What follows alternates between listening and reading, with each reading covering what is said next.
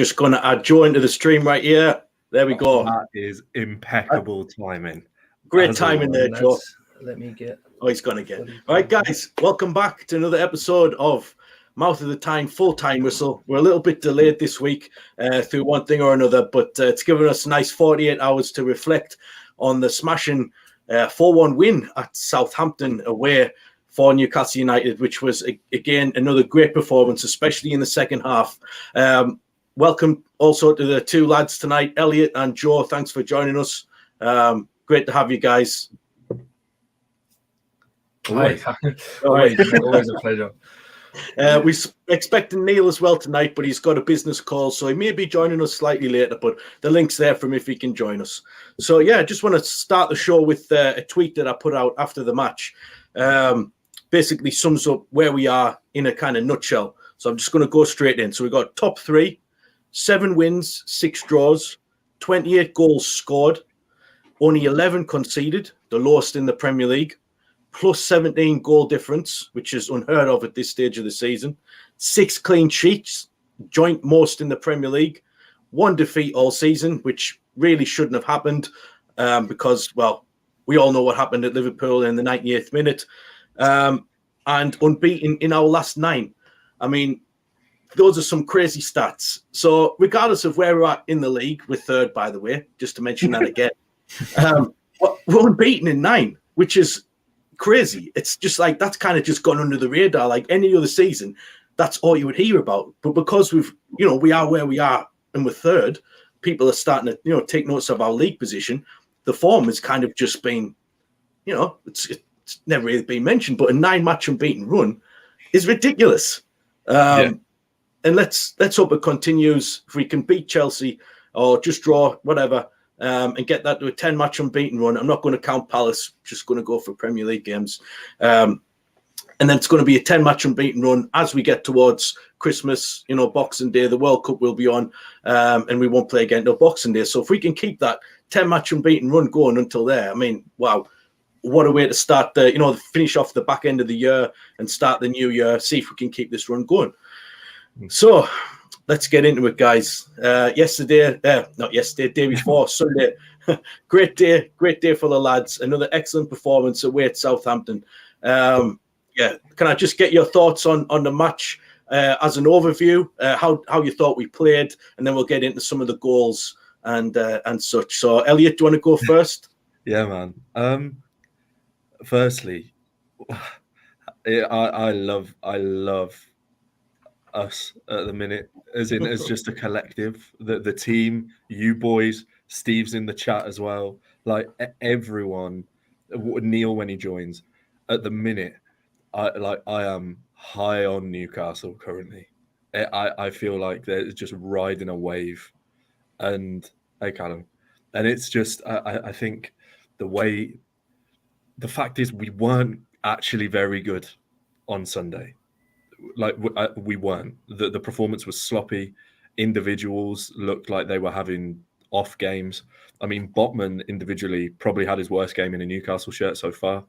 I mean, you look at the others as well. I mean, it was sloppy at times. And credit to Southampton to a degree. They made it sloppy. They're not fantastic at kind of controlling games. It depends kind of which Southampton side you get, but they made it very, very scrappy and very difficult for us to have the ball on the floor playing the kind of football we want to.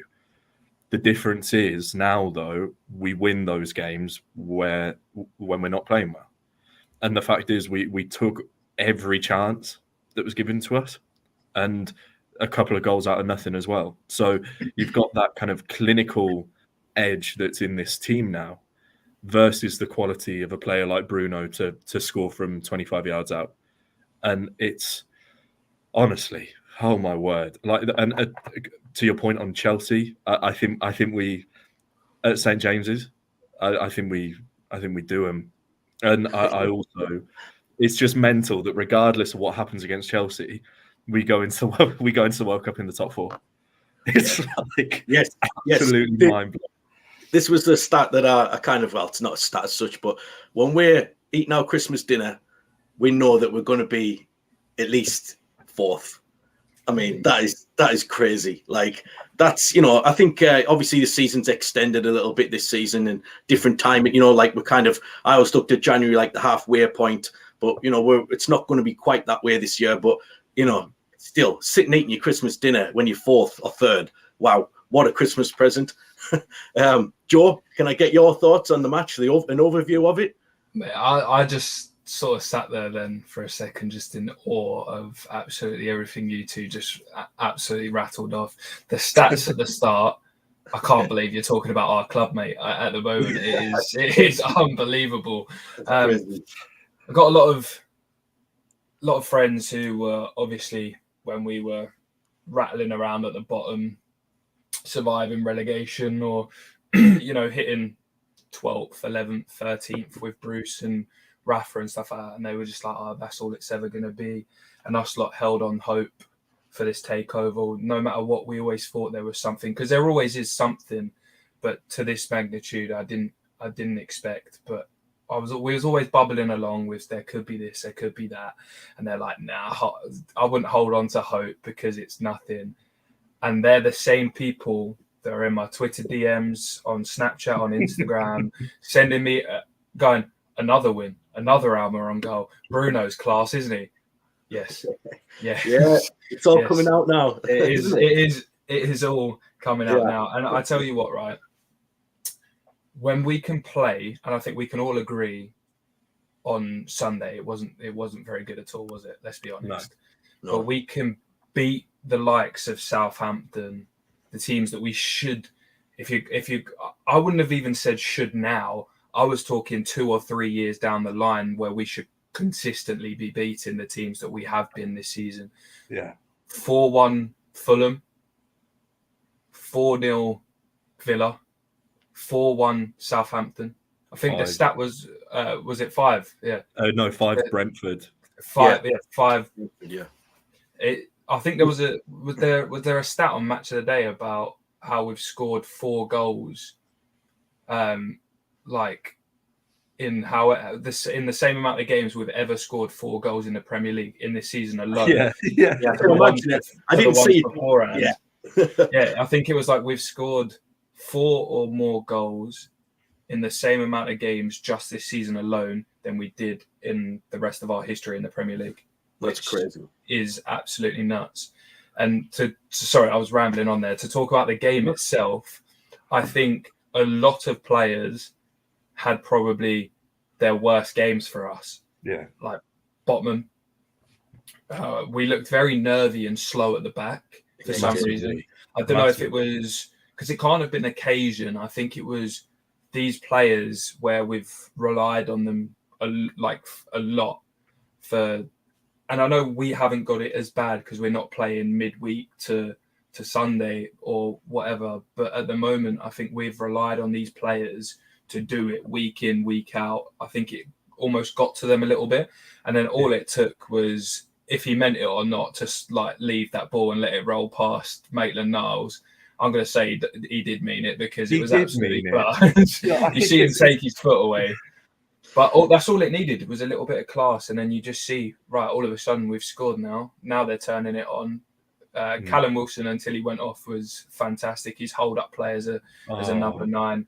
You've got to give him that assist. I know some people are trying to discredit it, but definitely. How he just laid the ball off again with just the slightest touch. It reminded me of Big Al back in the day. It was like something he'd do when he kind of changed his style of play to be more of a target man. Yeah. When he used to feed Bellamy, it was very much like that. Backing in, used his body as a kind of shield, flicked the ball on, and then it was a great goal. That was just fantastic, man. Yeah. But my pick of the bunch, by far, was Willock's. I thought that just the whole. Don't get me wrong. Whoever Southampton had a left back overcommitting the way he did was just an absolute idiot. But I think Trippier to win that ball and the transition, Bruno playing the way he did up in the top left-hand corner, just battling with the ball, Botman winning a 50-50 challenge, the ball then going out to Trippier knocking it past their fullback, perfect pass. And Willock, you can call it a toe punt all you want. It was a perfect finish. It was exactly what was needed. And the thing is, I was absolutely over the moon for him. Absolutely over the moon. I think. Yeah, he needed it. Yeah. Because I mean, we've seen him talk openly about his mental health, moving away from London, which is all he's known for years and years of his life, into rural Northumberland, effectively. Like he's not in the city. Like, no, he's outside. Yeah. I know his folks had to move up with him, but Eddie giving him that one-on-one time, and you've seen in that midfield, he's been vital. He's had some amazing games without getting on the score sheet, and for him to finally score, I've got so much love for Joe Willock because of what he did for us to keep us up, and showing a bit of faith to come back and sign for us. He's still young, and I look at him sometimes. I'm like, you're just an athlete. The way that he runs on the ball is freakish. There's not many players that make Kyle Walker look slow, and he did that against Man City. And shrugged him off. He outstrengthed him and outpaced him. This might be a little bit of a stretch, but I think if he put a bit of muscle mass on, maybe in like 2 or 3 years' time, like maybe just naturally, as you get older in your 20s, and you can sometimes become a bit like Joe Linton. And this is where I'm going with this one. I think that he could be a kind of powerhouse midfielder, a bit like Joe Linton is. Yeah, box to box. People, he's already got the kind of strength to shoulder barge people off the ball, and he's not really that big. He's quite slight, but I feel like, if he progresses physically over the next few years, you could have a real player on your hands. There's a player there, and go on, Joe. You go, mate. Sorry, mate. I was going to say I'm going to hit one really controversial here, and you two might disagree or agree, right? He will have a more prolonged career at Newcastle United when we're at the top than the likes of Joe Linton will. I agree. And how I mean that is it comes a lot with age, and both of them are fantastic athletes. But Joe Linton has sort of always come from an attacking player to a midfielder. And I think if you've got to be at the top level, the likelihood of you bringing on a Joe Linton or a Joe Willock towards the end of the game when we're battling Man City or Arsenal, you're going to choose Joe Willock. In my personal opinion, once you've got a settled team that's consistent in the top four, like season in, season out, I think the one that's going to be there the longest is going to be Joe Willock, because I feel like he's got Europe as well. He's got the scope to grow. I know Joe Linton's had European experience, but I think he's got the scope to grow as a 22-year-old lad with Newcastle as well. He's so young. Did you know? I forget he's 22. I do, and I think you're spot on, because if you look at his profile as an individual and as a player, the ground he covers, his pace, his eye for goal when he gets in front of goal, his ability to arrive late in the box, his ability to drop back and defend and win the ball for us as well.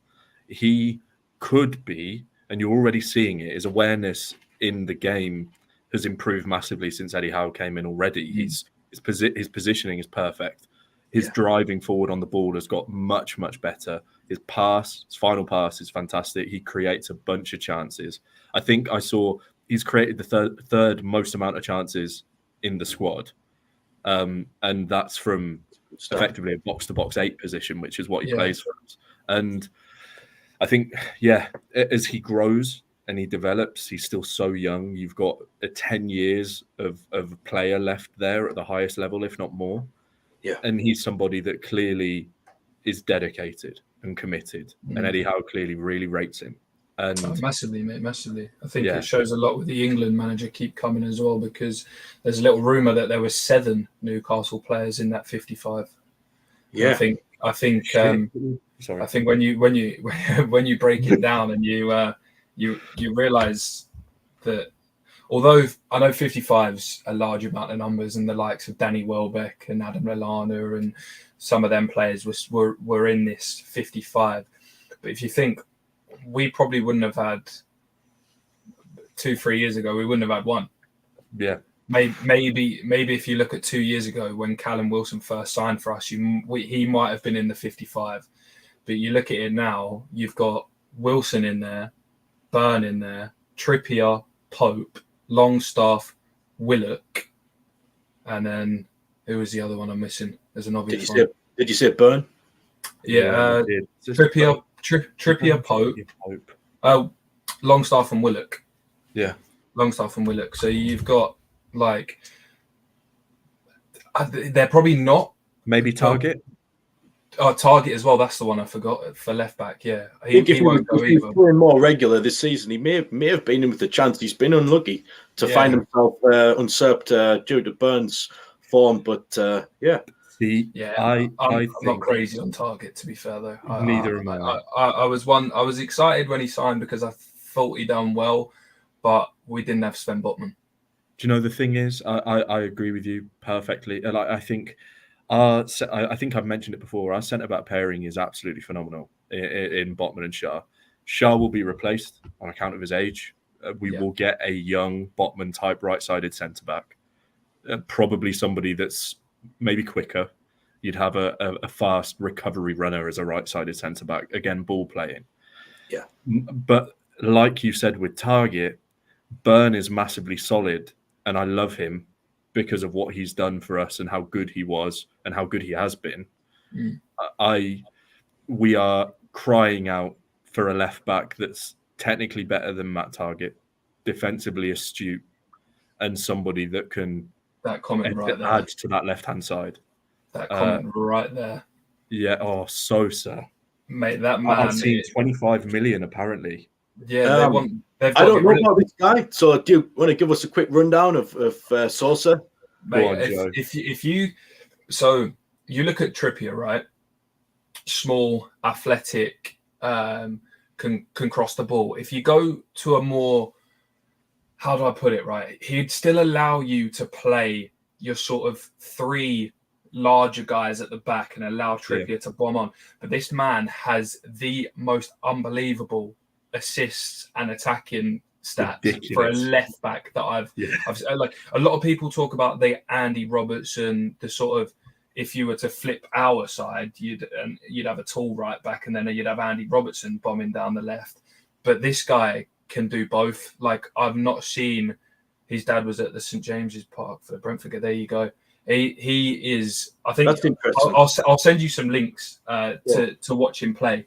But he is like tall for a left back.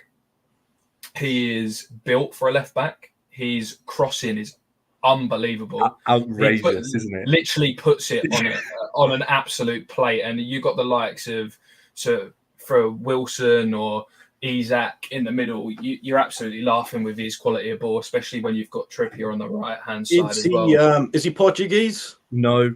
So Sosa is Croatian. Oh, Sosa. All right. Yeah, it sounded Portuguese, didn't it? Yeah. So he's at Stuttgart now. Right. I think he was at Zagreb before, but he's like, if you look at, I've pulled up his assist numbers career wide. Yeah. So this is Champions League, Europa League, Bundesliga, DFB Pokal, Bundesliga 2, or like all of them. He's played 150 games. And if you look at his positioning, over 100 of them have been at left back. He's got 36 assists. So from left back, he's averaging an assist every 3 games. That's a sensational stat. Yeah. Which is mind-blowing. And in terms of his height as well. 6'2", 6'2" left back. 24. I was going to say, how old is he? 24. So he's 24, still got 9 years ahead of him. Yeah. He's definitely one to keep an eye on. He turns 25 when we'll sign him. Turns 25 in January. Oh, so is that your shout? See, my pick for left back, I've told you, is Grimaldo, but massively, Sosa will be fraction of the price. My only sort of, I know we're rambling on here about other stuff, but my only sort of downside to do with the signing of Grimaldo is then you're going to have a small attacking right back and a small attacking left back. Yeah, you've got to rely on. Then it opens up the option of signing a 4 and just sitting the 4 in front as well and letting them 2 bomb on.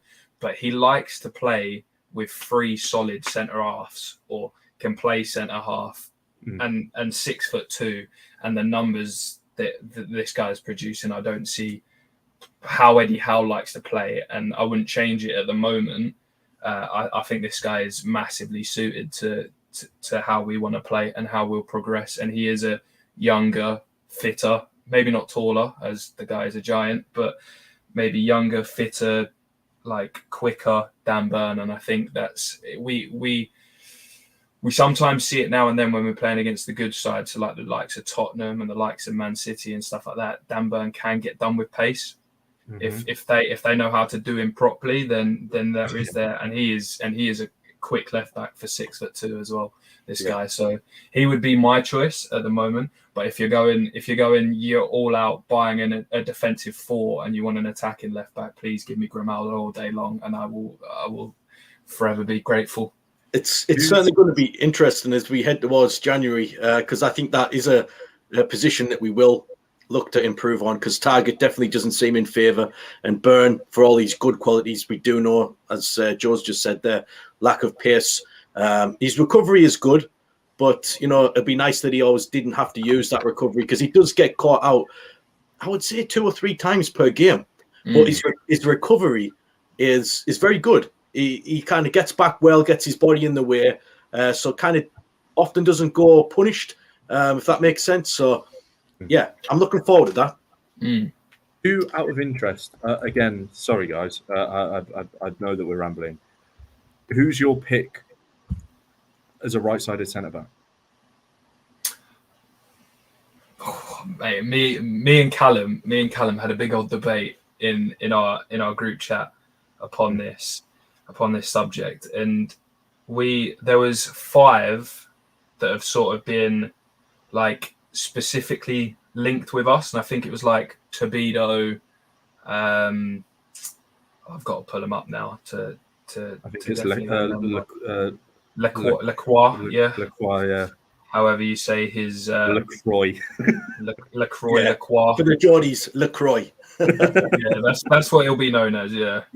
Yeah. I'll see if I can get it up. There was a whole, someone done a thread, a really, really good thread on Twitter about. I think it was Sanjay. I think it might have Doesn't surprise been. me if it was Sanjay. He's the thread master. Yeah, he put a seriously good one on there for right-sided centre halves. I'm trying to. It was. I'm saying it was Sanjay. Yeah, man. I just feel like there's so many good right-sided centre halves. I mean, you guys probably know more about the ins and outs of these individual young players than I do. I'll be honest, but we've been linked with so many. All of them seem decent. I'd happily take anyone that Joe said there. We've been linked with 5 or 6 young right-sided centre backs, or at least they could be on our radar. I'd take any of them. Cher's got a few more years left yet. I don't think there's the rush that that some might think there is. I feel like he could easily last another 2 years, 3 years in this team, but it depends how fast we want to push to that next level, I guess, doesn't it? Do you know, I'm gutted because again, my pick to pair Botman, purely looking at Botman and looking at this man, he can play on the left side and on the right side. His career stats are very much 50-50 in terms of games as left centre-back and games as right centre-back. I'm gutted he went to Dortmund. Schlotterbeck. Nico Schlotterbeck. Yeah. Yes, we were.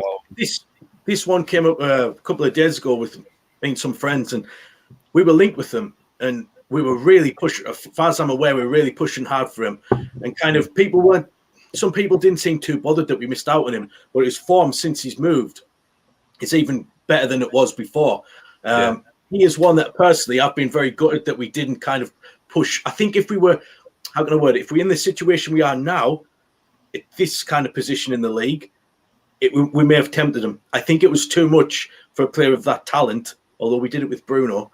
Not every player will be that kind of forthcoming, jumping aboard a ship that looks like it's sinking in a relegation battle, So I feel like if we weren't in that position, we may have had a better chance of signing Schlotterbeck. So, I think Joe made a good point a couple of shows ago, and I vividly remember the word, the quote was, "There will be players swimming across the channel to play for Newcastle come January." come January. If we're in the top four, I can't see. I tell you what, right, and just continuing on with the right centre half one. You know, when it first went through, we were supposedly linked with William Saliba to call him back from Marseille and buy him to be our right centre half. Imagine Botman and Saliba. We were actually linked with like trying to get Arsenal to call him back and sign him. That would have been absolutely ridiculous. He is special. Yeah, he is a serious talent. The five list. I've got it up. I've gone all the way back through. I'm going to butcher some. I'm going to butcher some of these names here. You ready? He plays for Bayern Leverkusen. His name is Tapsoba. Oh yeah. Okay. He's from Burkina Faso. Yes, he is indeed. Go on, Elliott. He is apparently a high press, composed, front-footed, ball-playing centre half. Hey, there he is. Up the Neil. There he Sorry, is. guys. There Hi, Neil. How you doing? Alex, or Axel. Zagadou. Sure. No, Disassi. Oh. He is... I just want to sign Zagadou just for the chant. I want that on a shirt. Yeah. He's from AS Monaco. He partners Badiashile. But apparently AS Monaco fans say he's better. He's sharp. He's quick. He's a natural leader. He's been their captain a few times this season already for a young man. He is a complete right-sided centre half, but you can play him at right back if you want, because he likes to bomb forward and play on the front foot. One of the picks that I'd be very much for is the young man from Roma, Roger Ibanez, or however you say the name. Yeah, he is, for 23 years of age, Brazilian centre half. He is unreal, but he's got that Shah mistake in him. He's one of those. He's got so much talent for a right-sided ball-playing centre half. His recovery speed is something like I've never seen before in a centre half. But he has got that sort of, that little misplaced pass in like the 88th minute or something. If that was to come out of his game, I think he'd be absolutely fantastic. Obviously, the one that we've spoken about, however you guys want to say it, Lacroix, however you guys want to say it. I think he's obvious. But for 22, he's not getting a game at the moment. Only seems to be playing when they were in Europe. So I think he's slowly falling down the pecking order for quite a few people. But he obviously brings pace, a lot of pace. Front foot centre half. His presence, his strength for what looks like sort of a skinny guy. His strength is unbelievable. And then Sanjay has put the one that should be top. The guy that should be top. Literally, he says that the architect or the type of right-footed centre half, if you were to think of one at the moment, is based around this guy. He's only 22. Is Tobido. Yeah, Tobido's the one for me. Athletic, aggressive, ball-playing centre half, ex-Barcelona. Said it's literally, imagine just making a huge upgrade on Fabian Schär in terms of his ball playing skills. It's just to drop another 22-year-old centre half in there. He said it's absolutely fantastic. Isn't he? I'm sorry if I'm wrong. I know he's in France. It's either Toulon? Is it Toulon or Toulouse? Nice. Was he at Toulouse though? I think he may have been. Let me double check. Did he go on loan there before when he was at Barca? He might Toulouse, have. Yeah, he was at Toulouse from 2016 to 18, and now he plays for Nice. Yeah. He's quality. He's everything. He's the top draw, grade A signing to partner Botman for the future if we could get him. Yeah, 100%. Takes us to the next level, doesn't he, that guy? Right, well, that's it for the right-sided centre-back show, guys. I'll see you all next week. Sorry for bringing it up. Hey, no, this is what it's all about. Love it, man. This is the kind of detail that we get into on this show. You know, this is why people hopefully kind of watch us, you know, for these kind of snippets what we provide them. So, yeah, I was going to drop... Forgot to mention just 2 seconds, right? Go on, Joe. Just to quickly mention, you guys do know we did batter Southampton 4-1 and we played horrendously. Yeah, you just to throw it out there. We weren't going to mention that, but we started with that. I'm glad I haven't missed that bit then. We got on the right hand side centre back train, and we just couldn't get off. So yeah, let's roll it back. Right, let's do it. Right, so we briefly discussed Miggy's goal, but I just want to go into a little bit more in depth. It was the right hand side, which us four have talked about. Other people on Twitter have talked about. Other NUFC fans over the course of the last few months. This right hand side has become a real dangerous weapon in our arsenal. And on Sunday it was Miggy's goal, but Trips won the header.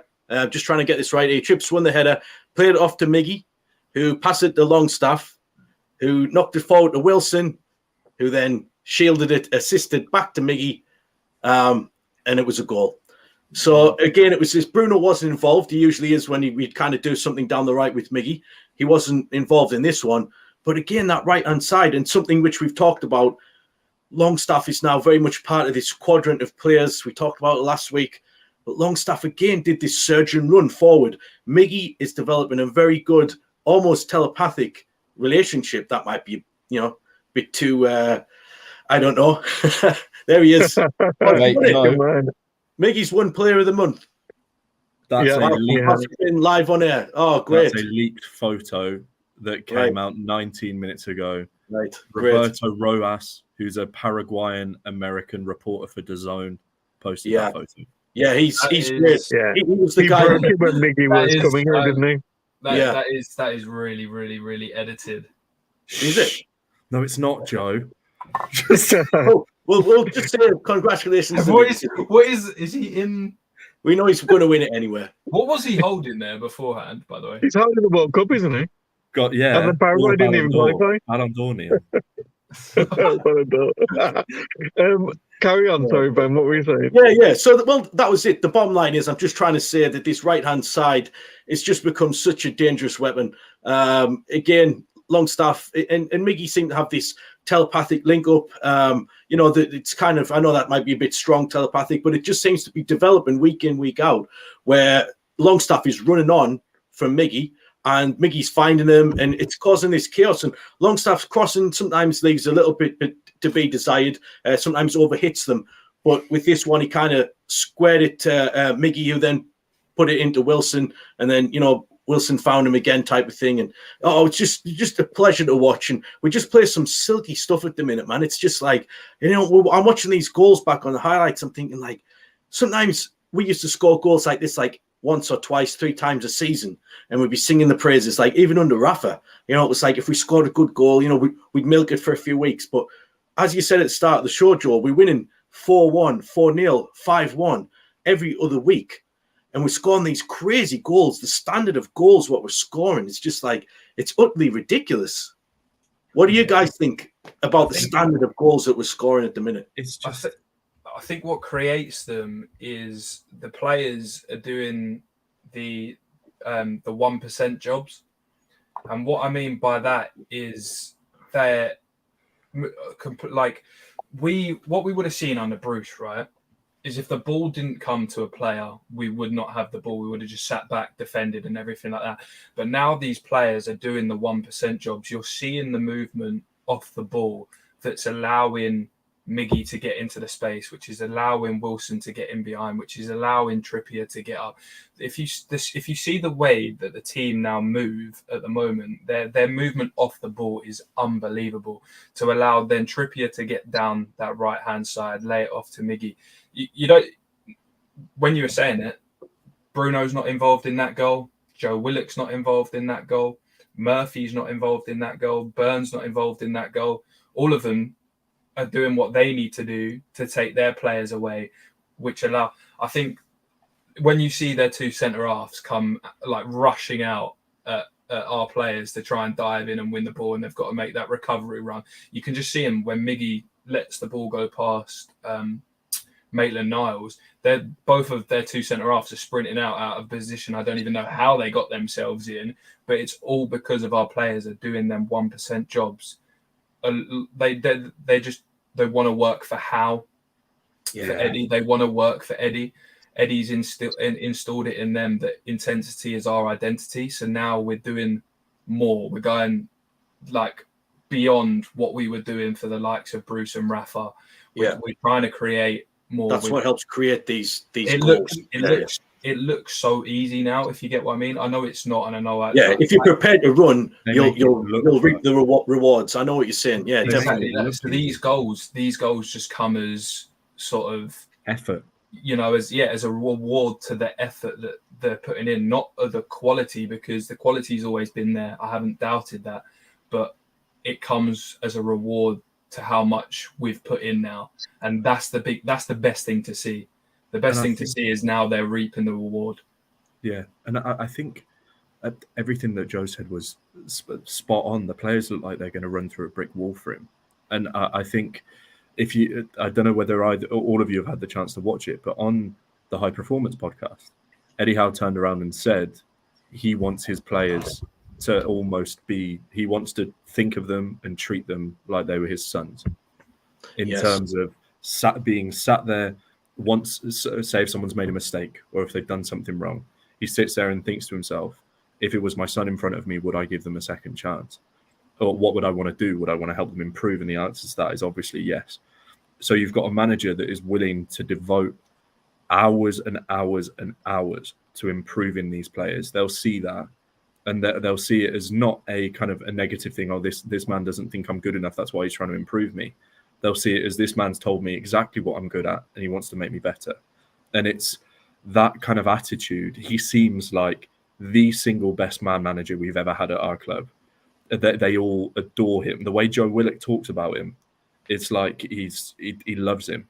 And I think another point that he said as well was if the players know that you love them, they're willing to work for you.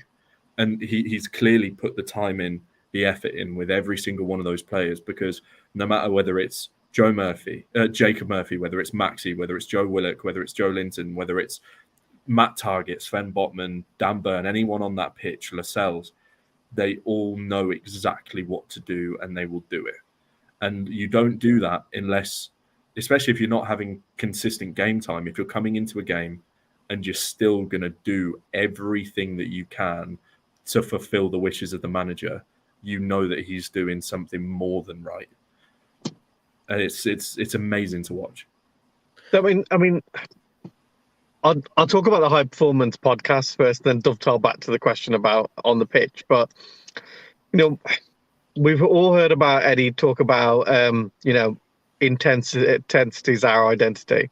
Another thing that he says is success is loaned and the rent's due every day. The difference this season and the difference with this manager compared to Rafa, I loved Rafa. I really did. At the time, in that moment, I really did. But the difference between Eddie and any other manager we've had probably since Keegan is that, and Robson, is that he really invests in the players, like you guys have said.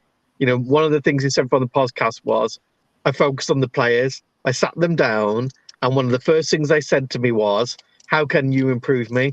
And my goal is to help that player get the most out of their career, to be as good as they possibly can be, to improve them in every shape or form. So it's not about the club. It's about helping that player be the best that they can, whether they're at this club or if they're at another club. It's helping them maximize that career. And we've all had great managers. We've all had people that we work for that are brilliant. And we've all had people that we work for in any shape or form that don't invest in us. But the people that invest in you, that believe in you, that give you confidence, you will run through a brick wall. And you will also know they'll forgive you if you make a mistake, but they'll also come down on you like a ton of bricks, and you don't want that. You do not want that. So you will do everything possible. And the difference between the start of the season and now, and even when Bruno was out, is that Bruno makes us tick, but I solely believe now that even if we haven't got Bruno to a degree, we've got a team. We're not relying on one individual like we're relying on with St. Maximin. Yeah. Everybody knows their role. The main thing that he also always talks about, you'll sit down and the commentator will say, well, what about Almiron's goal? What about Jacob Murphy? What about this? That was a great finish. And he'll say, yeah, but it's their work off the ball as well. He's worked really hard off the ball. His work rate is phenomenal. So he's constantly saying to everybody, look, the expectation is you work your nads off when you're off the ball, when you're out of position. You get that ball back, you hunt in packs, you press high. And Sean Longstaff is the epitome of that. I don't know if you notice more and more as his confidence is growing. Yeah. He's the one that normally it's Miggy, and Miggy still does it. But Sean Longstaff is breaking the lines, darting forward, trying to press and put them under pressure. Yeah. He's covering back. He's trying to intercept the ball. His crossing isn't brilliant, but he's trying to cross the ball quicker, move that ball on a little bit quicker. I always have an anecdote that I'm talking to my lad when I'm playing, when I'm watching the match. I'll say something, and this week it was, bloody hell, Sean Longstaff moved the ball quickly. What the hell happened? He moved that ball very quickly. And he's trying to come on board, and that's the challenge at the moment. That when you've got a manager who truly believes in being successful, wanting to achieve all the time, believing that the team can be successful, not talking about short blank hits, not talking about any limitations, saying the sky's the limit, but you got to pay it with blood, sweat, and tears. Yeah. If you're prepared to pay that price, that's fine. If you're not prepared to pay that price, then you're not going to get anywhere. You get what you deserve. And the fact of the matter is, we battered Southampton 4-1, absolutely battered them. If I could show you the message, come on my mobile phone. I'm about to take the lad to try out for this other team that wanted him for a county thing. Every single one of them, I text one of my friends that I work with. His dad used to be Southampton manager, right? His dad's Laurie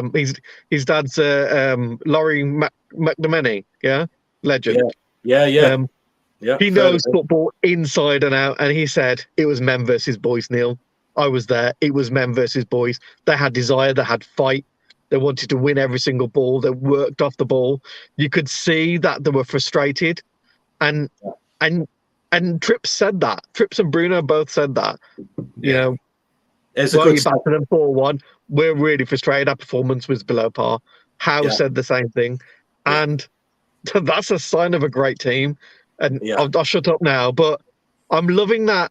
Like, I joke now, and that first 20 minutes, I'm loving it because I'll turn around and I'll text my mate who's a Newcastle fan and I'll say, analysing, processing, beep, beep, beep, beep. Because it feels like that first 20 minutes, we are feeling that team out.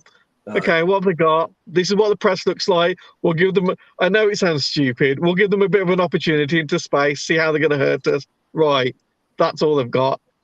Let's move to the gears now. Crank it up. That's it, man. That's what happens every week, Neil. What we did against City, though. Oh, City, City scored early, and then all of a sudden we were like, right, this is how we go for the throat there. Yeah. And we did it. And then all of a sudden Erling Haaland decided to do what he did. And then we probably would have beat City if not for Haaland. But I thought Southampton cut us open, though. No team has cut us open like Southampton have, apart from City. That was poor. They were good. In the first half, they had 2 or 3 chances, I thought, where they cut us open. And I thought it was fairly even in the first half up until, a certain point, maybe when Miggy scored, we kind of went up a notch as the kind of half came to a close. But I just feel like there was a few danger signs and we were a bit lucky. But we haven't made that many mistakes for 4 or 5 matches. I don't know if you agree, guys. We were giving the ball away like I couldn't believe it. Botman nearly dobbed us in it. I know. I was so worried when I see that. He did that little thing where he had his hands behind his back and he did a double kind of knee shuffle to block the ball, which made up for it. Oh, no, it was the pass it's like he was doing Russian dancing. It was like, I just want to mention this just before we move on. Kenny's got a good stat for us there. Longstaff ran 14 kilometers in the last game. I mean, that's absolutely mental. Like, just casually going for a 14 kilometer jog whilst you're playing football. Like, yeah, it's, I didn't think he had it in him. I never would have thought he had it in him. Yeah, that's a fantastic start Ben, there. Yo, to answer your question, the goals were good, mate. Yeah. They had a bit of quality about them, mate. Yeah, they're amazing. Yeah, they always are good, man. But we'll fly through the rest of the goals, and then we'll move on to Crystal Palace. The third one was Willock, obviously running through. Great ball from Trippier. That was absolutely fantastic. The way Bruno kind of almost lost the ball, lost possession, but kind of scrambled around and won it back. Kind of lucky, kind of bounce, kind of went to Trippier, was bursting forward, and lovely through ball for Willock, who obviously scored. For one of his, I would say, a trademark toe poke, because I've seen him do those finishes before when he's traveling high speed. A nice early little toe poke, missed the second goal there. That was obviously Wood, but great combination from Murphy. And Willock as well, and a great finish from Wood. It was Murphy and Willock working well, which they have done in recent weeks down that left. And it came together really nicely. Some nice intricate passing. I found there was quite a funny tweet. It was the someone quote tweeted the fantasy football thing that said like assist Murphy, goal Wood, and it was like Newcastle currently sat in third place in the Premier League, and this is the duo that combines for their goal. I was thinking it, and I was like, that is so right. This is what we tell people, and they don't listen. And this is again getting back to how this is what he's done to these players. He's took kind of like these players that were kind of average or just not hitting the heights, and then he hasn't turned them all into world beaters, but he's raised the game. Everyone's raised their game, and we're seeing he's built a squad. Yeah, he's built a squad. Totally, man. And then the final goal, just want to touch on this one, Bruno G. Guys, magic. I mean, he's such a jammy player. Like he was calm as you like, traps the ball down in the box, deads it, and then gets rid of it on the edge of the box, surrounded by players, plays a through ball. But this, you'll talk through, but this was just taking the mick. Yeah. It was. We got a free kick, didn't we? And then he kind of he play it to John Joe. John Joe played it to him. Yeah. John Joe kind of played him. Then I think Maxi was involved with the actual layoff, and he just kind of stepped forward. And something I've noticed with Bruno's shots, and I know you guys have, and the viewers at home probably have too. When he does shoot, he likes it to bounce just in front of the keeper. That's happened. That's happened a few times now, and it's not by chance. He clearly knows that if he's doing a shot from range, if it bounces just in front, it's common sense. We all know this, but he's very good. He's very good at pulling it off. That's my point. He doesn't take the lever off it either, does he? Never. I don't think I've ever watched him for a goal that he scored. Absolutely, he knows what to do. Technique, beautiful. Him and Almiron. I love them both. We all do. They don't look like they can kick a football very far, but it's like the way that Bruno does it. It's like Miggy looks like he'd struggle to reach the goal from Miggy looks so awkward when he hits. It's like they stroke the ball into the back of the net. It's weird. It's great. It is weird. Really great. Apparently had some. I wish I could walk around the street chewing gum and looking as cool as Bruno does chewing gum on a football field.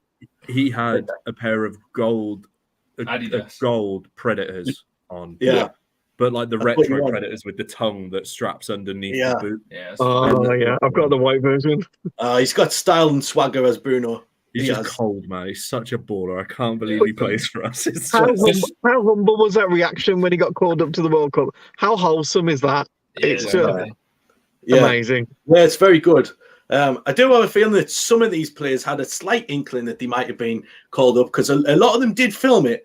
I wonder if they would have shared this footage if they hadn't have gotten in. Would have been a bit of an anticlimax, wouldn't it? I don't think that would have gone viral. Bless him. Imagine Joe Linton filming it after together. See, this is what we had. It was too early for Joe. It was just too early for Joe. I'd be gutted. If there was a video recorded of Joe Linton not getting in the World Cup squad, I genuinely think the whole fan base. I tll you what though, going on the fact of obviously a lot of it would talk about Brazil here, that it was filmed, But if you come back to us, right, the rapport in the squad that Eddie Howe's built, every single player absolutely loves each other, no matter what. I know, because nowadays social media is a big thing to do with football, right? And no matter what, if we win, it's a collective post. Everyone puts out something, and they're all in each other's comment sections. Love you, and like Maxi put one out. Oh yeah, if you're Brazilian or Paraguayan or French, they use that one. But Maxi put out a post of his assist to Bruno, and he was like, "It's such a pleasure that I get to play with you, Bruno." And it's like Botman, Pope, Shah, Burn and Trippier, all of them are like that at the moment. Yeah. He was saying they're all like his sons. I think we dissected that a bit earlier, but like it is really, really nice to see. If we had scored a goal, like back when Bruce was the manager, it would have been get the ball, come back, because we were most likely behind.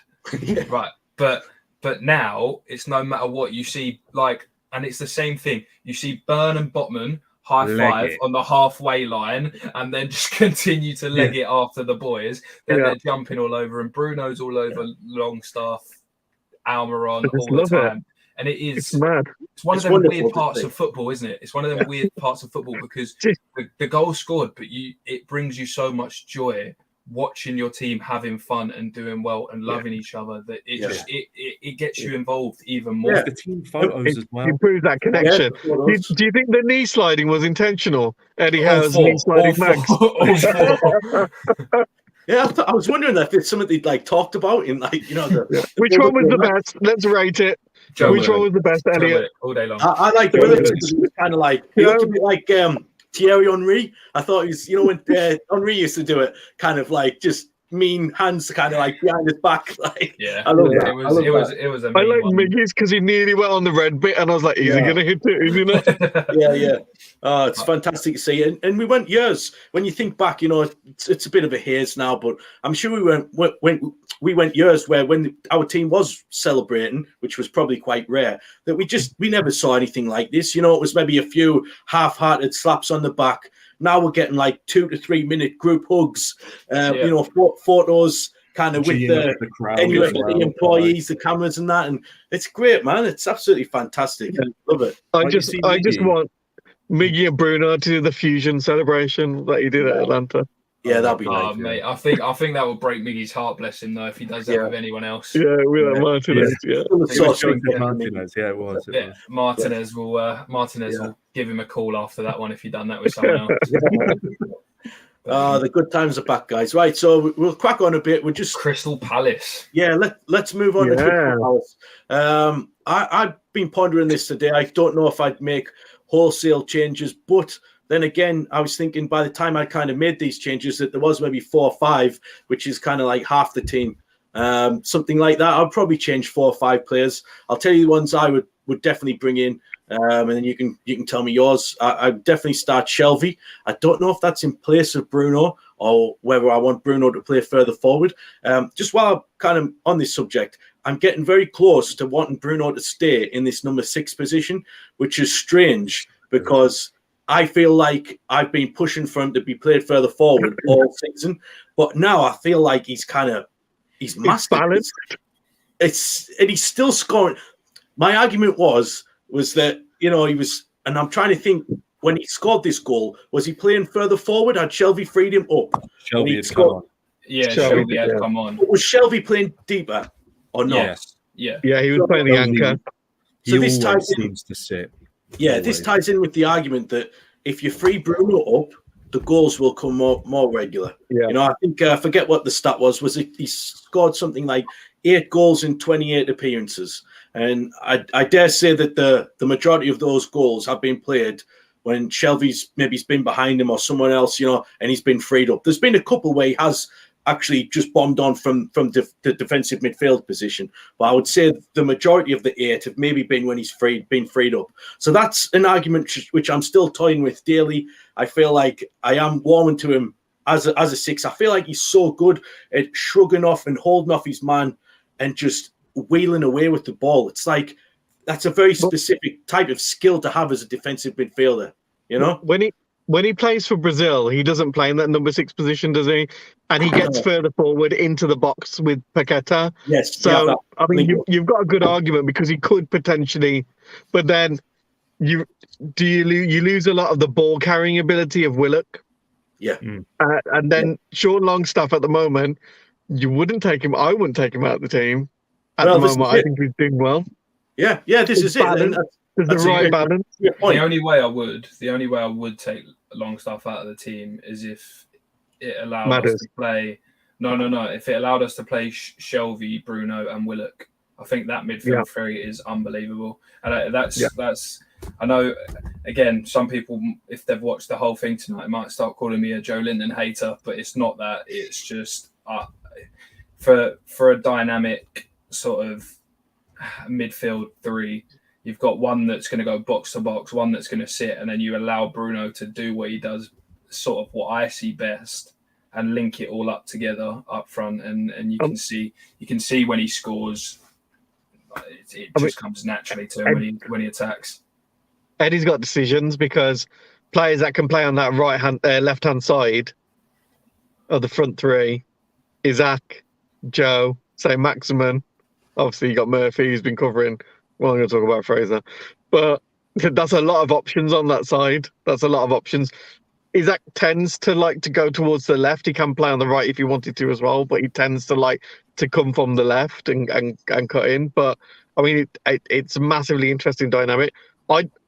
Going back to your question, Ben, I think we'll see some defensive changes as well. I think we'll see Manquillo come in at right back because he tried him out earlier. We'll see Lascelles come in defence as well. I think you'll see Shelby get a good run of the game. Wood, it's going to be Maxi, probably just for the minutes. Yeah, there probably will be wholesale changes. You may be right, Neil. That team that Callum's just put in. I'll roll it back. Yeah. That team that Callum's just put in. I would keep Pope in goal. I would drop Trippier. Because obviously rest him up for Chelsea. I think Chelsea's more of an important game for us. Lascelles burning target. Yes, so if that was Manquillo, Lascelles burning target. Yeah. Anderson, Shelvey, Joe Linton all day long. Yeah, agree. Fraser, Wood, and Maxi. Yeah, I'd take Manquillo. I want to Trippier. Fraser's a weak link for me. That team. Fraser, I don't rate Fraser. It's kind of. I really don't. He's not working for me hard enough. He's not doing anything with the ball. He doesn't look like he wants to run past a man and commit. Back in the day at Bournemouth, he used to run down the line, get a bit of chalk on his boots, cross it in early. He doesn't look like he wants to do it. And Wood needs service if you're going to play Wood up front. It doesn't have to be to his head.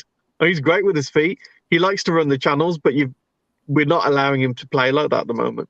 Yeah, I think Fraser's, for me, has been one of the slight disappointments of the season because I really thought, he looked pretty good at the back end of last season. He scored a couple of goals and got a couple of assists, and he looked motivated again. But this season, every time I've seen him play, he just doesn't seem to have an end product. Or again, with the Premier League, you've got to have one or two things. You've got to be kind of strong, ideally both strong and fast. But if you've just got one of those attributes, you'll probably be okay.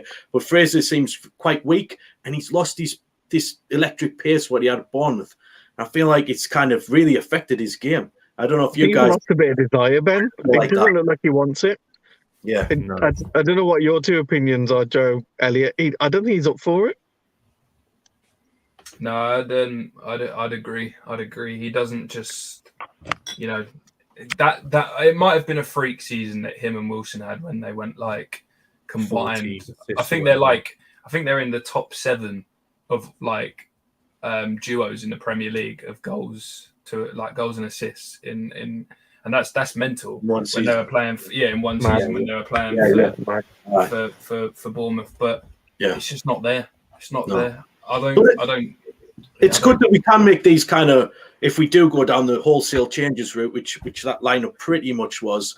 It's showing you that the injuries have kind of cleared up, and we are getting that squad this kind of squad mentality now where we can, chop and change. And it's great because before we've never had that. And we were always constantly worried, like who's going to come in or they're not good enough. Like Bruce has thrown the game by choosing. But now it's like how's improved these players so much that we can chill out a bit. Like even if it is a kind of second-ish string, we can still enjoy the game. And that's a great feeling.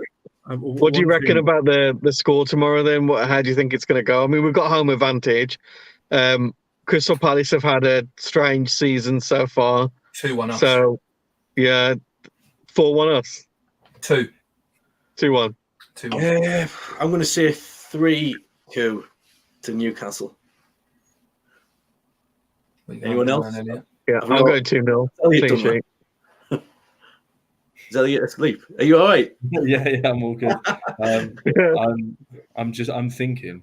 I was about to say that it looked like you couldn't hear us for a second. I thought you were screening for us. I'm thinking because I'd play carriers. Yeah, you would.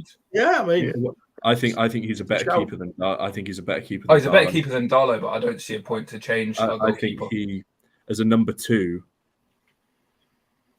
I don't think. Honestly, on a free, if we extend that contract, I've got no issues. I think his career has been defined by a Champions League final. But anyway, I think he's a great shot stopper. I think we win 3-0. Yeah. So we're all going for victories. Mm. Yeah, I think we win. I think the juggernaut has so much momentum now. It's going to be hard to do it. He says this, but the last time we beat Southampton, we were on a 9-game unbeaten run, and we came short against Chelsea. Yeah. Let's hope history doesn't repeat itself. I know. It's just Kenny's going 3-1 win. Callum's saying it depends on Palace's team, and it does in a way. That's I guess. True. We'll see who puts the stronger team out, but Palace are a funny side. I think sometimes they look so flat and they just look like anybody can beat them. But then other weeks you watch them and you see that front three of Zaha, Eze, and is it Elise? Elise. Yeah. Those 3 players are so dynamic and they can all chip in with goals. I expect Would you have Zaha? Would you buy him? Yeah. 100%. I've seen people saying that they wouldn't due to age. And, I think he'd kill the team dynamic. So do I. I wouldn't. I wouldn't touch him. Is he a bad egg? I'm not sure. I'm not so sure he's a bad egg. But he might not pass the no dickhead policy. I mean, if you think about it, if you look, Zaha's 29. He's maybe older. Premier League proven, fantastic player. We all know this. He's got a goal in him. His output for a left-sided winger is brilliant. But what could you do with? So, I believe his contract runs out, doesn't it? Yeah. He'll demand ridiculously high wages, regardless of what you think of him. He's definitely got an ego, and he'll think he's worth more than he actually is, regardless of whether he's on a free. We need to include that. Picking up players on a free, especially if they're really good players, is a very dangerous game because his wage comes out. The players hear it. They're like, well, I've performed significantly better than that man. Why am I not on anywhere near close to money? And I know football's a business. I understand a free transfer means that we've got more wiggle room. Why would you not go out and sign Mudryk if you're going to spend 300 grand over however long on Zaha? I mean, it'll probably be less. It'll probably be on what 150 to 200, maybe a little bit more than that. But still, you're looking at if he signs a 2 to 3 year contract, you're looking at close to 30 million on a player anyway. Yeah, if you're planning for the future, you're going for a star like Mudryk, who, oh God, I dare not think what the reaction would be if we signed someone like him. I'd rather the Napoli fella. That guy. Maradona. He's good too. That guy is a future Ballon d'Or winner. He's a baller. Georgia, mate. What's his name again? So I call him Maradona. So does everybody. It's like like a Valavale or whatever. Let me have a look. I'm going to get this for you, Ben. I know exactly who you mean, though.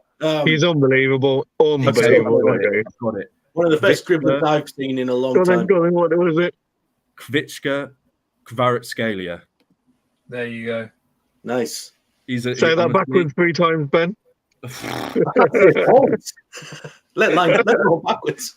I could tell only you say what, it by breaking down the sounds. He's unbelievable. Imagine Mudryk and him either side of Isak in like 2-3 years' time. It'd be scary. You know what though?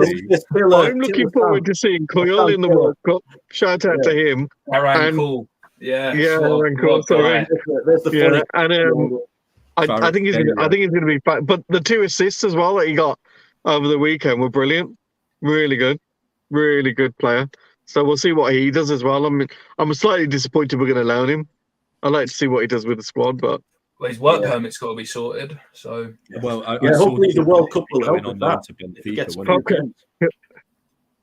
Yeah, because they've got that special talent, haven't they? Piece in the work permit. Yeah, I mean, it's going to be an interesting game tomorrow. I think the crowd will be bang up for it. There's 2 more bites at the cherry for a home grab before the World Cup. And, we're sold out as well. So I don't think there's anything special planned, though, from a flag display, do you? No, it's always special, though. Always special. I think special most weeks these my days, personal opinion. The one time it hasn't been this season was Bournemouth, and we really paid a price. And it was flat. Game being flat. Was that due to the Queen's passing? I think it was. Yeah, it was so flat, wasn't it? So flat. Obviously, it couldn't have been helped, but yeah, it was very flat. Kind of just, I think we've getting that used to having a great atmosphere pre-match. And somebody tweeted a few weeks back or a few days ago, maybe that I disagreed with, and we were just chatting, and he said something like, "Oh, the atmosphere isn't all it's cracked up to be after the pre-match, kind of celebrations, if you will.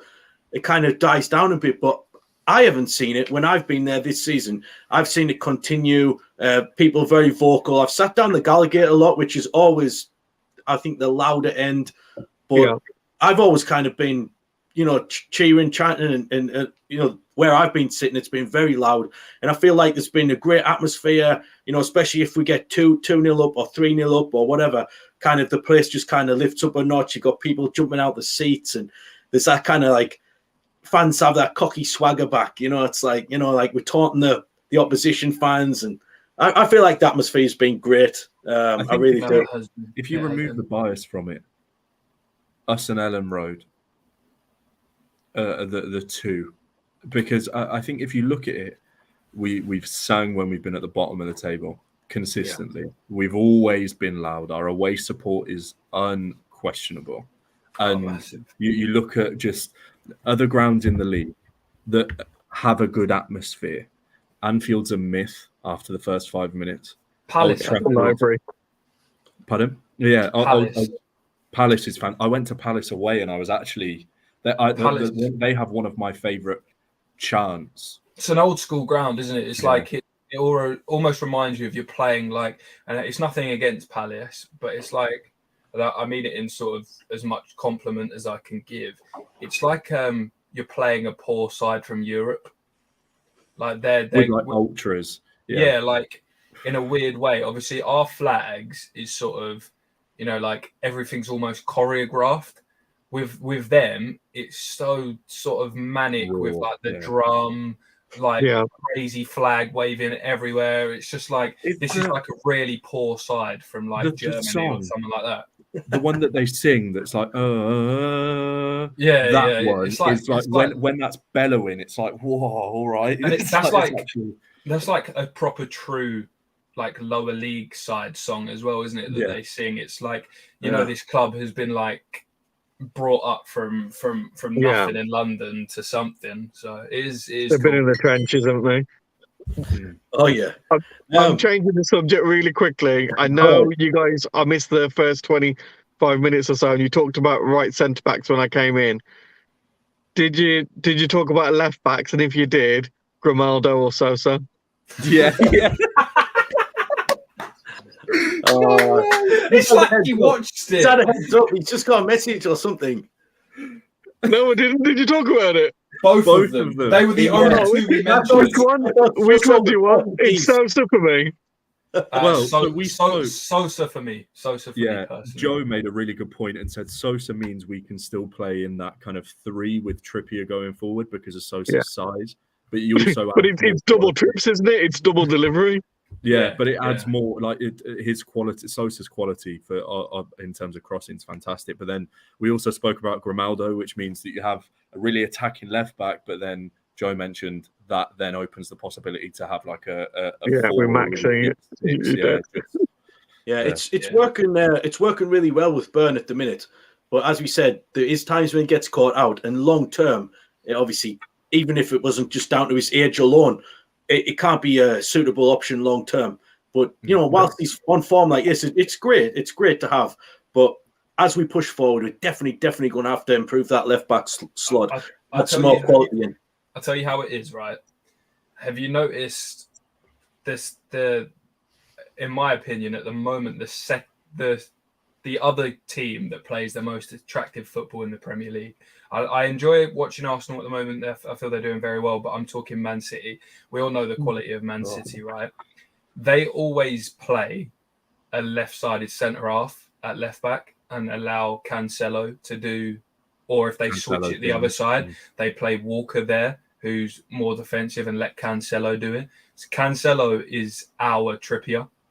Yeah. So whatever side you put it, because we could play Trippier left back and add another right-sided centre half to go and play right back. I feel like no matter which one you've done, I think that's sort of the best way to look at it. And if you can emulate how good Man City are with it, and obviously Howe's seen how Pep plays, he's gone and studied Pep in his year off.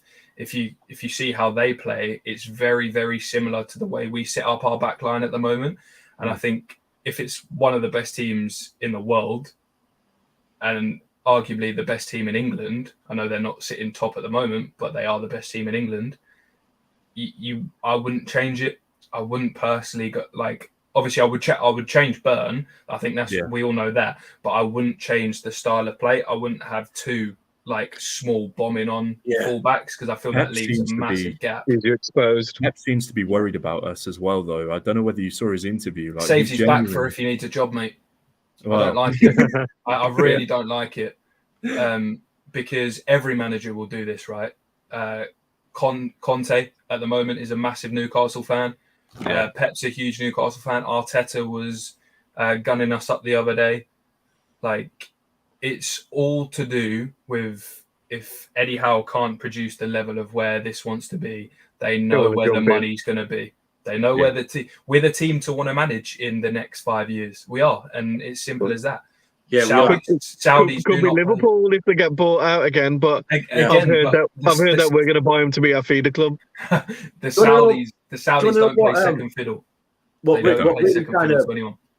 I find it, sorry guys, I just want to say this. I find it kind of scary in the sense that this is how far Howard's taken us in 1 year with two transfer windows, right?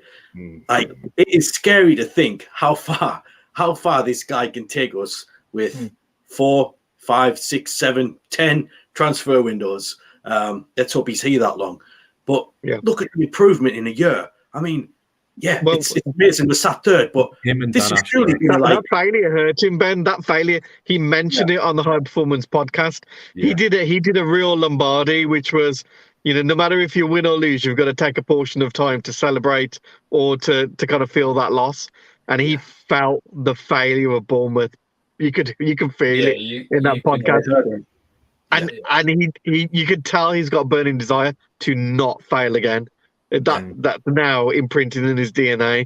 And for me, that's quite exciting because it's not to the detriment of the players. It's to support the players that he wants them to be the best and succeed. At the moment, I might be stupid here, but I won't want to trade him for any of those managers. No, definitely not at all. Definitely not at all. But their managers are very clever. They know what they're doing in terms of keeping no rivalry with Newcastle United, just in case they do get there one day. Because, like I say, they don't play second fiddle to no one. We are going to be the best team in the world in 5, 6, 7 years. So, and there's we've got to keep still doing these shows at that point. Like, you know, even if we imagine, mate. yeah. Imagine. Oh man, no, it is brilliant, and I think it allows us to, you know, broaden our horizons. If I, like we say, we wouldn't trade Howe for the world at the moment, and he's talks about.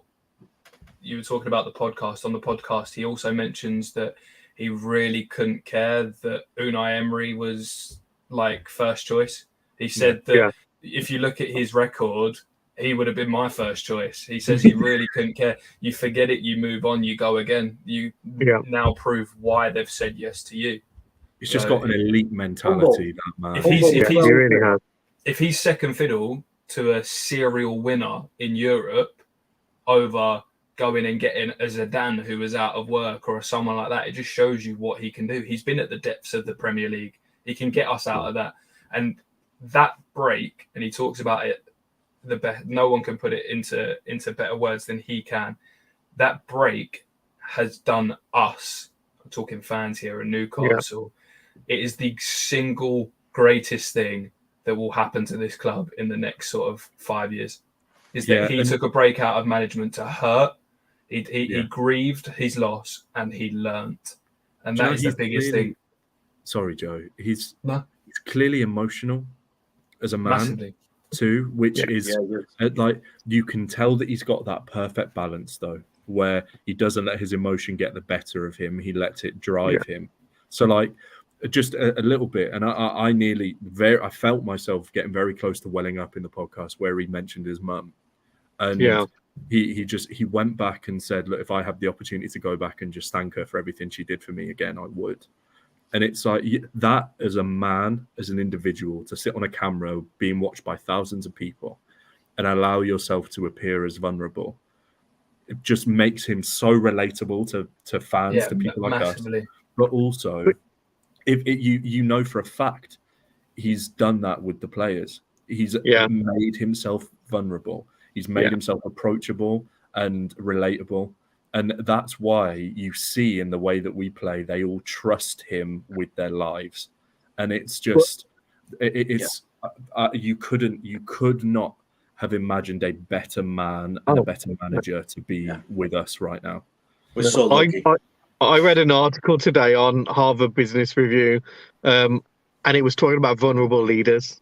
And it was talking about and I'm not just saying because it said about how, but that's how I found with my team. I found that if I share of myself and I share where I've perhaps made mistakes or where I've taken a wrong turn, and then what I've learned from it, and shown that, you know, nobody's perfect, everybody's evolving.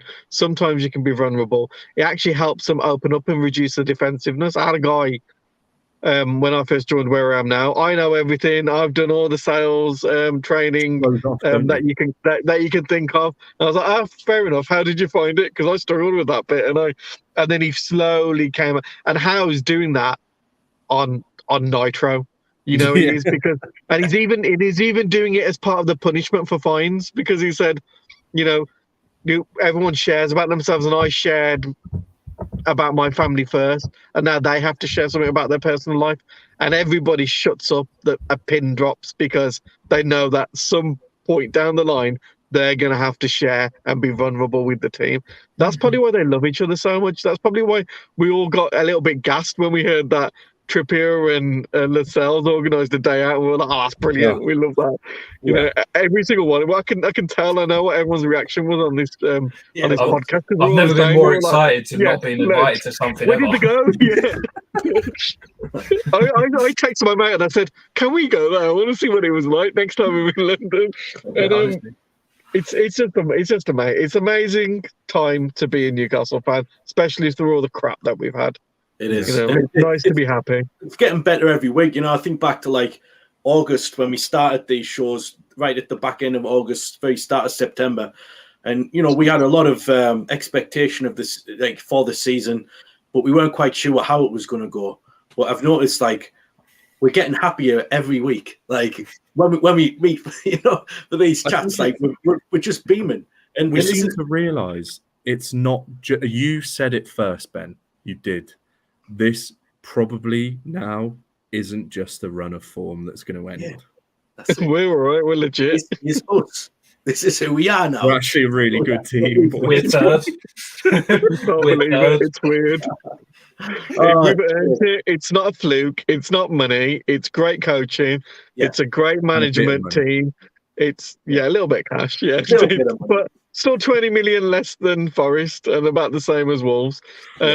So and half as much as our best Chelsea. player has been here for 3 years. Our best player this season has been here for 3 years. So. And a large proportion of the job. money that we spent has been sitting in the treatment room. He only played 3 games. Yeah. Let's be honest.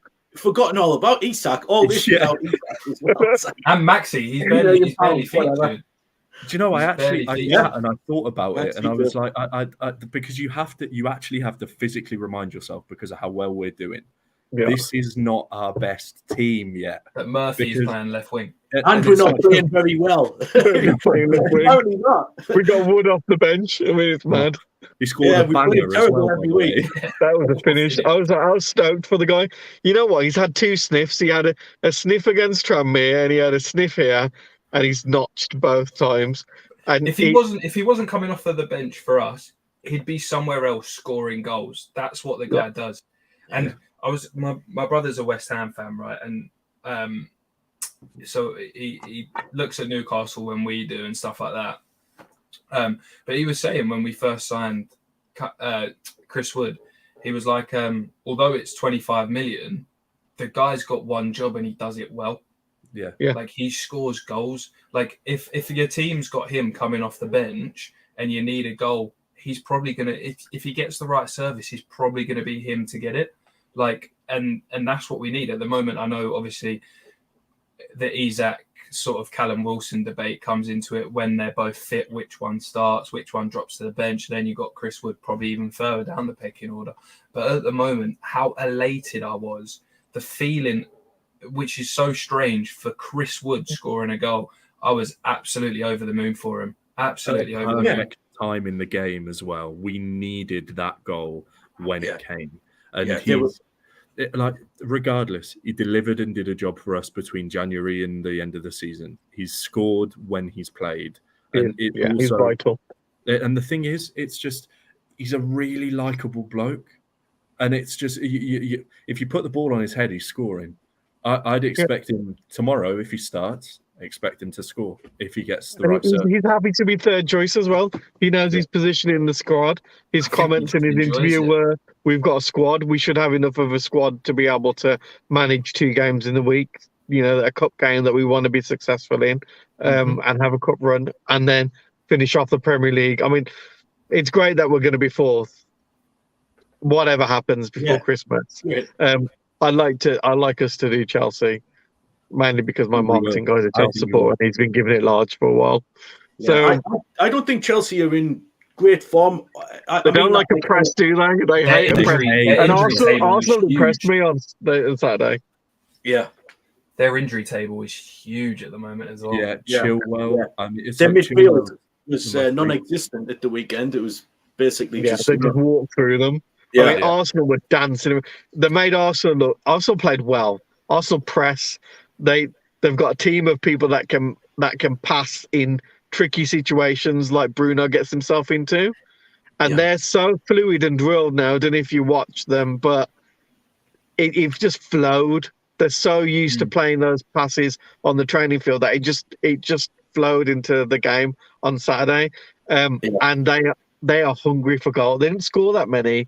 And it wasn't as if they're testing Mendy and Mendy had a worldie or the defence had a worldie. It was interesting. They probably were a bit, they probably didn't, the decision making wasn't that great in the final third, but they still can get into very compromising positions and they've got pace. So we have to watch out for them because we'll try and get behind our high line. And it's a team of 2 pressers. I don't know what's going to happen. They're the only team that I'm a bit more concerned about playing. Who's that? Arsenal? Yeah, a little bit. Yeah, no, massively. I think I said that a couple shows ago. I do not see us losing until that's the 2nd of January when we play Arsenal, and unfortunately, against them. Unfortunately, I'll be real. I think that's where our next one will come. Although I know he's relatively new to the Premier League, but Kai Havertz likes to score against Newcastle. He's played. He's a dick as well. I really don't like him. But we've got the quality to beat Chelsea. Yeah, Arsenal. Yeah, Arsenal definitely. is a tough one. And they don't travel well to St James's Park. No, we've had the better of them many times up here in the past few years. They were my first game as a Newcastle fan. Chelsea at St James's Park, 2004. Titus Bramble won it for us. Oh yeah, I remember that one. Wow. The bell was kind of like it was like a drop kick, wasn't it? It was like a falling scissor kick. Yeah. My first game was Arsenal. I remember this because he actually landed on somebody, and I don't think he ever played football again after that. When he had hit weight on them. What was yours, Joe? Sorry, it's saying Arsenal. Arsenal 4-0, Walcott hat-trick, Van Persie goal. That's a baptism of fire. That was so rough. I remember coming up, obviously the little video back on the little terrible phones, the Nokias. You know, nowadays we see all the kids walking up the St James's Park and looking out, and there was mine on the Nokia, and then I'm sat in the Milburn stand, right, next to me granddad with his season ticket. I just remember looking at these players walking out, and I'm thinking, right, we've got Colaccini. Who's he matching up against? Robin Van Persie. Right, our right back. Who's he going up against? Theo Walcott. I was like, yeah. That Arsenal side was something else. Yeah, we got back 4-0. Good side. Arsenal. I mean, I've got a couple of friends now that are Arsenal fans, but actually, all right, the decent one. I've got one of my team who's an Arsenal fan who was too scared to text me during a match last season because every time he texted me and said it was in the bag, we lost. So he wouldn't text me, and now he's like, "You're winning 3-0 now, Gaffer. Is it all right if I text you?" I'm like, "Yeah, it's cool." But I remember going to the FA Cup. Oh my God, to Wembley with a team full of Arsenal fans. From uni, and just having to come all the way back after they beat us. It was just like a walk of shame, but I was in a crappy minibus driving all the way from London, and it was just horrid. For years I just had pure hate for Arsenal. I was coming back on the coach from the FA Cup game when we beat Spurs 2-1, and we had like literally just a couple of weeks ago. So I was off the high from the women winning in the FA Cup, and then I had the late kickoff was Newcastle versus Spurs, and we had a load of Spurs fans. And just as soon as the Wilson and Miggy goal just went in, me and my old man just next to each other on the coach, just let them have it. Just because they were like, "Oh yeah, this is where you're going to get brought back down to earth. You're going to be knocked down a few pegs here. Bang, bang, 2 goals in like 10 minutes. Lovely." Nice. Well, Ethan's godfather, he literally got him into football, even though I tried, because he's a goalie as well. He's always been a Blackburn fan all of his life. And my best mate, I've known him for so long. And his son now loves Harry Kane. So instead of going to Ewood, it's always he's going to watch Spurs now. And he got some pelters.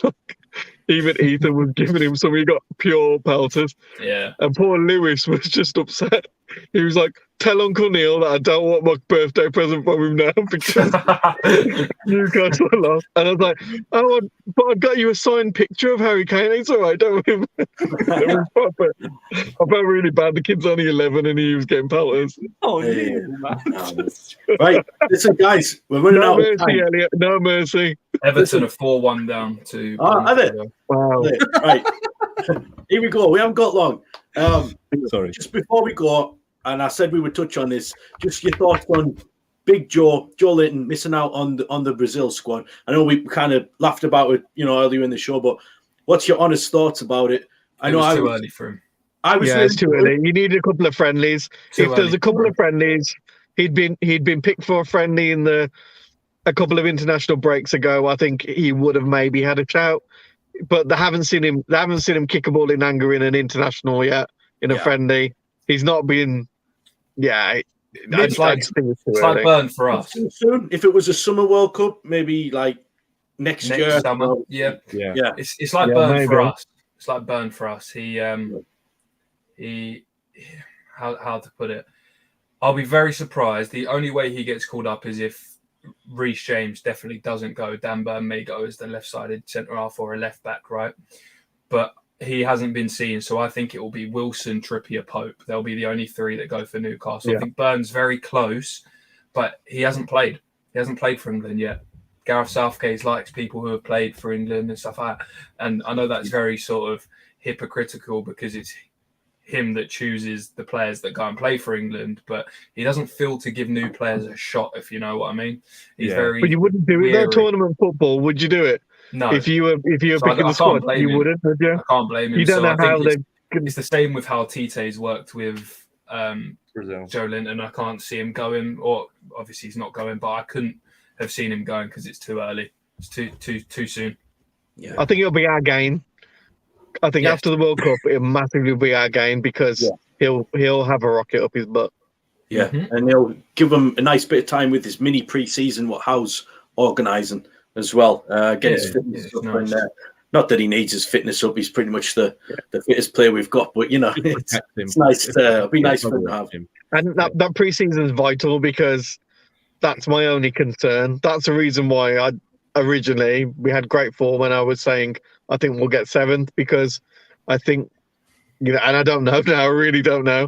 I made a bet with my lad, and he said, "You can't go back in the bet now. Can't go back in the bet." I thought, and he was like really adamant. What did we bet on? I was like, I can't remember actually, but he was really getting aggressive with it. But the thing is, I'm hoping that we don't lose any momentum. I'm just hoping that we don't lose any momentum. I'd rather we have minimum amounts of people go. If I'm honest, I'd rather Wilson didn't go.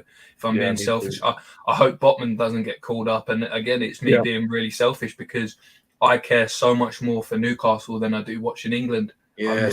We could crash out in the round of 16, and I'll still say the same thing. I do not get excited for an England team under Gareth Southgate. I don't either. So we could crash out in the group stage. I'll laugh. Get me my players back. Let's keep this run going. Do you think Wilson will go? I think Wilson will go. I think he will go. I don't want him to though. I think Tripp, Pope, Wilson will go. I think you're right. Shaw's qualified, didn't they? Shaw will go. Shaw's gone. I don't want Botman to go. It sounds horrible. I don't want Botman to go. But I think he will go. I think that's it. I think it's going to be interesting. Garan Cole's gone. All the squads announced this week. Yes, Thursday. all of them. Thursday. Oh, that'll be interesting. Maybe I might do a little video on that or something. Say you get selected, and then hopefully we'll. We know 2 are going at the moment: Garan Cole and Bruno, and then obviously any more that get done this Thursday. Yeah, we'll be. I think there's a couple that are being announced tomorrow. I'm not sure if they're ones with Newcastle players in, but I think the Netherlands are announced tomorrow. That'll be interesting. That'll be interesting. Well. Yeah. So obviously we've got a lot of players that are going to the World Cup, so that could go in our favour. Chelsea will have, massively. Imagine if some of their stars get sort of injured or not, because they won't want to play. Yeah, that's it. Listen, amazing show, bumper show tonight. Hour and a half on a 90 normal minutes. one. Guys at home, cool night, guys. I said we would do a little bit more tonight because we delayed it, and I thought we'll give the people what they want. So we did beat Southampton 4-1, by the way. Yes, we talked about that and a few of the little things, but we're going to do a proper show on a right-sided centre back one day and just have firing out all these names just for like an hour. I just knew it. I knew you would have talked about a left back and a right centre. I used to do it every single time. Sorry, mate. I had my little stat pad out and I was just I just went off. I'm only joking. This is what we love. I love this show. That's why I love having you on. Your stuff, and it's great to speak to people that actually probably know more than me in regards to some of these players what we've been linked with, and it's nice to hear these kind of the technical ability of players we're being linked with, and the ages, and the kind of qualities what they have. It's great. That's why I love this show, man. It's very good. Sosa got an assist in the last minute for a winner for Stuttgart as well tonight. Look at that Stato. It's almost as if he knew we were listening, talking about him. Callum with the information on that one. Guys, listen. Right, pleasure. Take care, guys. So thanks for everyone at home listening, hope you enjoyed this bumper show tonight.